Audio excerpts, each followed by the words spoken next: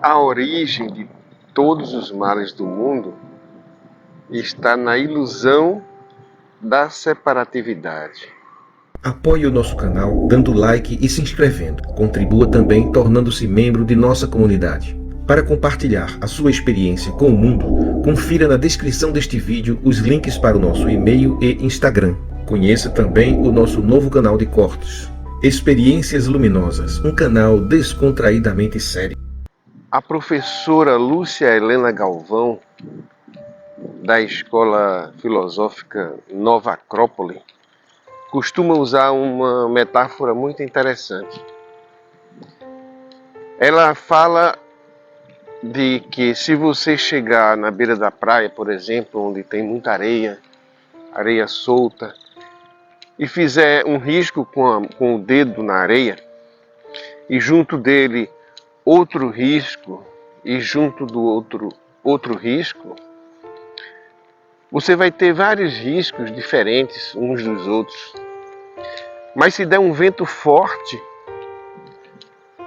e misturar toda aquela areia novamente, volta a ser tudo areia. E as diferenças deixam de existir. Mostrando que, aparentemente, pode existir alguma diferença na expressão daquele ser, que na verdade é tudo areia, tudo praia, mas que essencialmente eles são uma coisa só. Não existe diferença. Nós todos somos feitos da mesma matéria, assim como a praia toda é feita da mesma areia. Fisicamente, nós somos feitos da mesma matéria das estrelas. Todos os seres têm uma só origem material. O mesmo átomo que faz uma estrela faz também o meu corpo. Faz também todos os outros corpos. Espiritualmente, também temos uma só origem, que é a fonte de todas as coisas, que muitos chamam de Deus. Ele é a única fonte de energia, seja física ou espiritual. Então as nossas diferenças, aquilo que nos diferencia como seres humanos, como animais, vegetais, minerais, não passa de ilusão. É algo temporário, que não nos define. Essas coisas nem sequer são permanentes. Nada do que foi há um segundo atrás é igual ao que é nesse momento. Nem sequer somos o que pensamos ser. Só existe, de fato, aquilo que permanece. E o que permanece é a nossa essência. Enquanto não compreendermos isso, a gente vai continuar dividido, vai continuar separado, se agredindo, se discriminando, condenando, julgando uns aos outros. Não adianta rezar para que a guerra lá no Oriente Médio acabe, ou então no leste europeu, ou na África, se a origem da guerra está dentro de nós mesmos. Está na ideia falsa de que somos diferentes uns dos outros. De que eu sou um, de que ele é outro, e que esse mundo aqui é tudo que existe, e que nós temos que lutar pela nossa sobrevivência.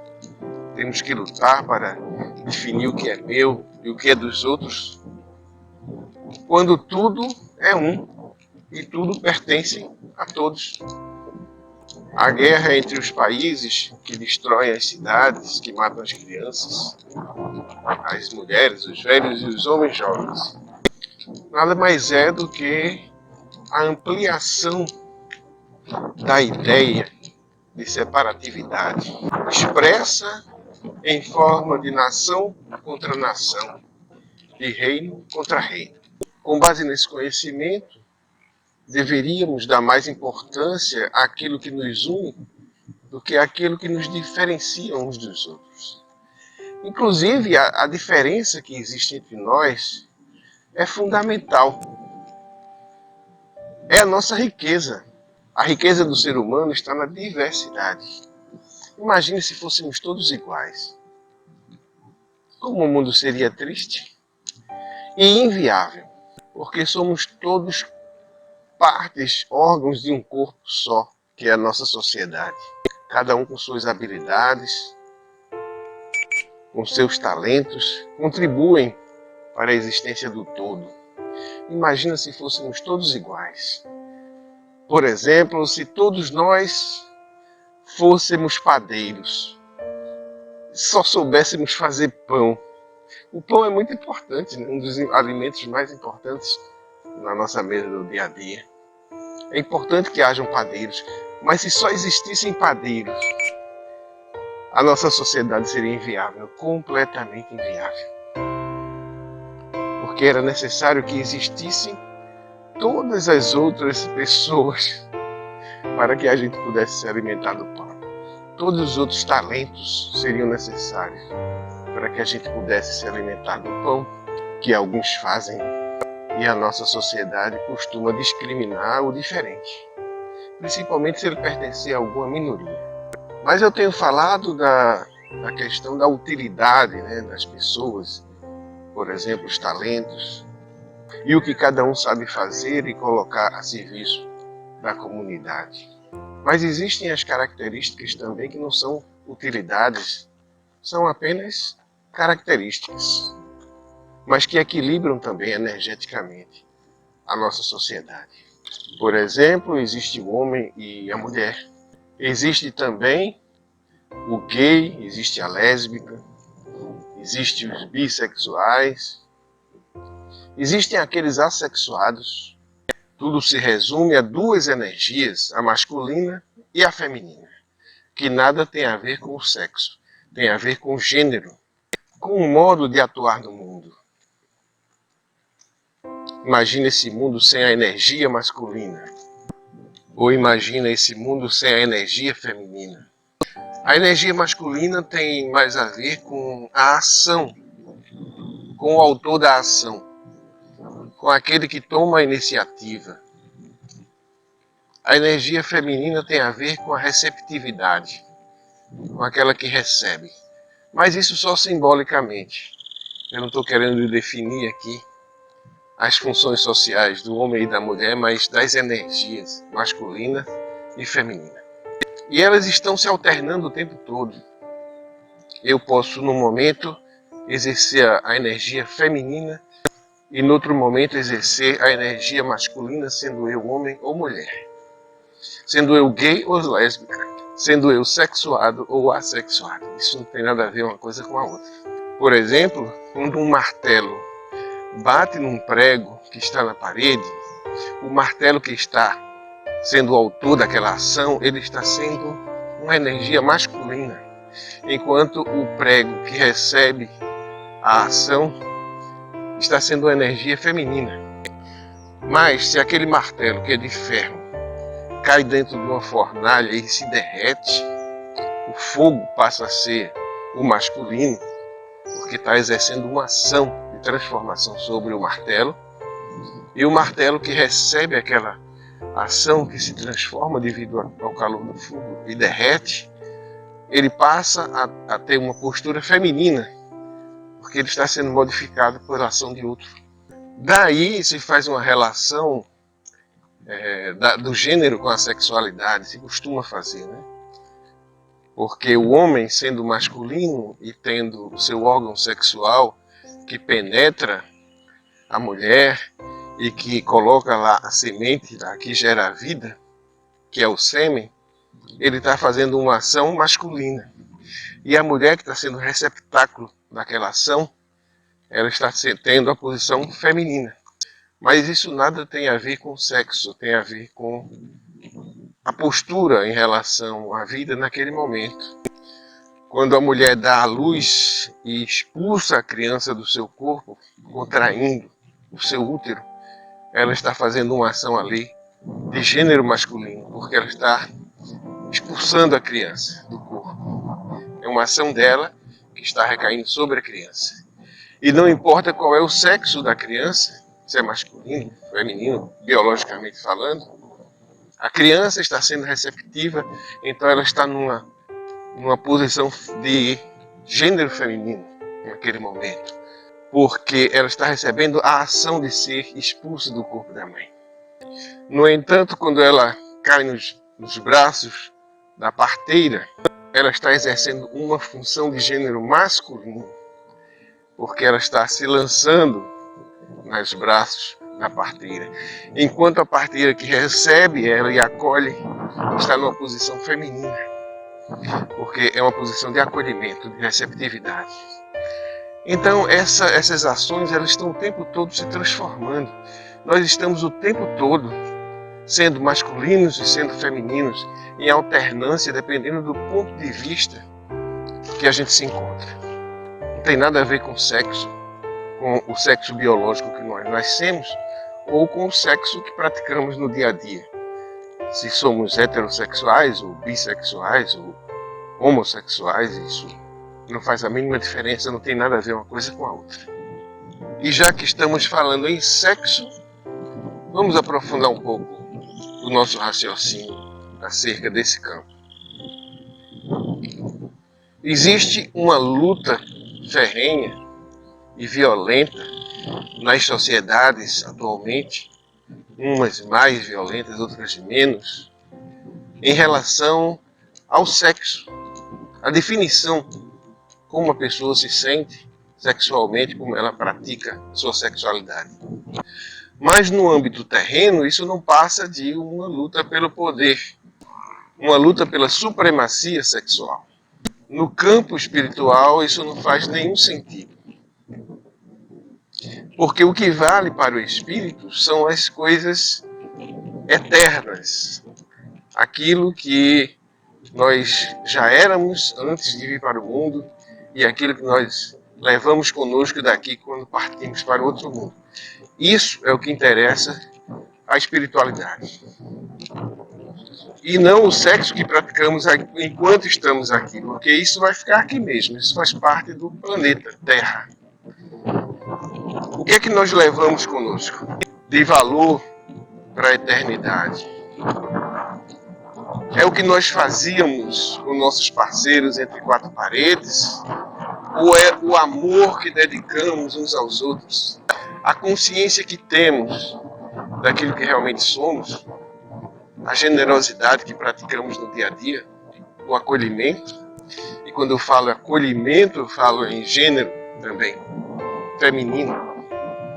É o quão feminino todos nós fomos e o quão masculino todos nós fomos, mas tudo dentro de um contexto das nossas relações interpessoais, o quanto de bem fizemos uns aos outros, sejam seres humanos ou não humanos, vegetais, animais. O que é que nós praticamos?